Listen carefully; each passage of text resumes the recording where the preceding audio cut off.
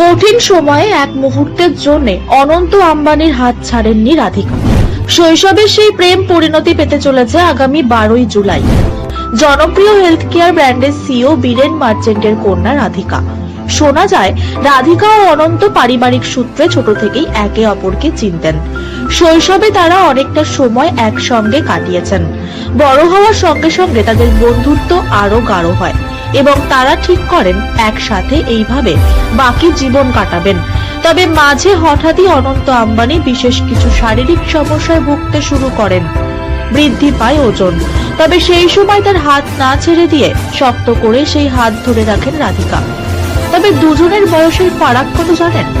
1994 সালে 18ই ডিসেম্বর জন্ম হয় রাধিকার। অন্যদিকে 1995 সালের 10ই এপ্রিল জন্ম নীতা আম্বানি পুত্রের, অর্থাৎ হবু বউয়ের চেয়ে মাত্র 4 মাসের ছোট তিনি।